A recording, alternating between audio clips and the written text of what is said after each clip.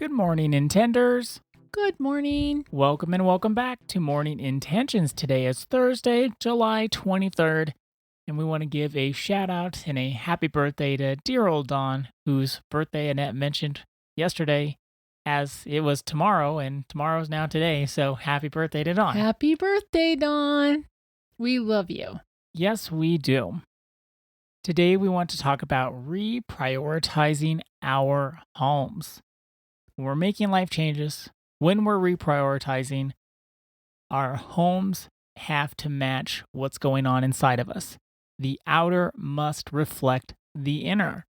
And as we're making changes, we may look around and recognize, well, what's in my home doesn't mirror how I want my life to be. We can know when we can be making those changes internally. We can be making those changes at work. But our home, as they say, is where the heart is, and it must reflect who we are becoming rather than who we used to be. This was a number of years ago, Annette. You will probably remember this. I'm sure you will remember. I know you're turning 65, but your memories. Oh, no, would you be quiet about that? I'm saying. I know you're turning 65. I guess that memory's about to go. I was actually saying that for you, don't think you can't remember. So do you remember? Although I get a little nervous when you talk about stories from the past. So I'm going to be brave right here. This one is A-okay. Okay. So this was a number of years ago. You were telling me something like, I don't have enough room in my cabinets. I don't have a place to put anything. And so I went to your kitchen and I looked around and you had 12 martini glasses up in the top corner. Another 12 margarita glasses. I'm like, I can't even remember the last time you had a martini, let alone had enough people I don't over know if I've ever had a martini. to have 12 martinis all at once or 12 margaritas all Well, at we once. used to have larger gatherings. I know, but even then you never had 12 margaritas. Well, we could make 12 Cosmos, though. Or margaritas. Yeah, we have made 12 margaritas before. Okay, well, you weren't But in the now current we don't. time. Now we don't. In the current time, at that time, no, you were not making 12 Cosmos. You weren't making 12 margaritas. So I said, why do you even have those in your cabinets? Put them in a box.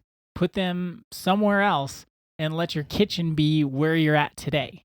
Which is a funny story, and it was a funny moment because I'm usually the one sticking my nose in your business and telling you how to organize, but I really appreciated what you said. Sticking my nose in your business?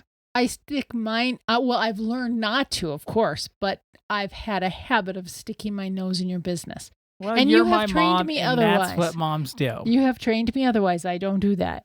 I mean, I sure don't intentionally do that. I think that's a good example, though. You were going through some changes. You were reprioritizing, and what you had in your cabinets didn't fit where you actually were. And so then you were running into this problem of, I don't have the space. Everything feels too crowded. Well, your home had to match where you actually were. You had to reprioritize what went on in your kitchen. You mentioned it, but I don't want us to pass this by. The outer does reflect the inner. That is a truth. At that moment, my outer was reflecting the confusion that I was going through. It seemed a little messy inside of me at that time. If you, as our listener, look at your life and look back at your life, you will find that the outer reflects the inner. And as we're changing and life is changing and we're reprioritizing, then our homes need to catch up with where we are right now. So we may need to take an inventory, just like we would for what's going on inside of us. Take an inventory of our homes. Before we can reprioritize, we first have to know what's in our homes. And if you are someone who's lived in the same space for an extended period of time, it is helpful to spend a good chunk of time going through each room and donating to charities, throwing things away that are not fit for charities, organizing things in the way that suits you right now. mean, a number of years ago, Marie Kondo was the one who was teaching all of us how to organize. I actually have a number of books by different authors teaching how to reprioritize and organize our homes. Martha Stewart is a great one for that, actually. She makes it very accessible. I have like 2 of hers. And I have gotten to the point now where I have gone through all of my home, and now I want to go through again because it's amazing. If you move, you naturally do this because it costs a lot to move items, and you say, well, I'm not going to use this again, or I could buy another one if I really need this, because moves are so costly. So if you haven't moved for a while, going through each room, cleaning and tidying and getting rid of and passing on things will help you to start feeling into where you are today. We mentioned this a long time ago on the podcast, years ago, and it is the 4-box method Yes. of organizing your home. You can use 4 bags, you can use 4 piles, but think of it as 4 boxes. The first box is keep in the same room that it's in. The second box is relocate, meaning you're keeping it, but not where it currently was. Then you have trash. You're throwing it away. It's junk. No one could use it. It just needs to be gone. And then the last box is your donate or give away. If it's good, there's nothing wrong with it.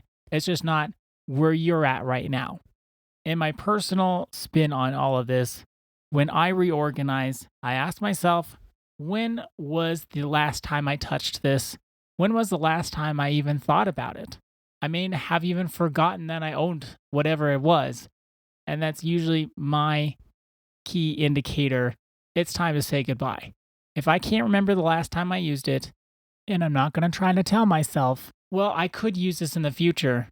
I didn't for at least a year. So probably not. Probably not, because I didn't even know I had it. So do you feel wasteful when you do that? And the reason I bring this up is I've heard that around the coaching table, where if you have some stipulation, like if I haven't used it in a year, I haven't worn it in 2 years, people can feel like they're not appreciating what they have or they're being wasteful. Do you have any of that come up when you have your little rules like that? no, not at all. Typically, if it's clothes and I haven't worn it, it's because I don't like it. And so I've been avoiding wearing it anyway. So if it comes time to reorganize my closet and I haven't worn it for a year, the truthful answer is I probably don't even like it, don't feel good in it, I don't feel confident in it. So why would I keep it? And I don't feel wasteful also because it's not like my first thought is throw it in the trash. My first thought is there someone I can offer this to? Should I give it to Goodwill? I don't just say, well, I haven't used it in a year, trash it. I haven't used it in a year. I must not be the right person for this. Maybe there's someone else out there who would like this.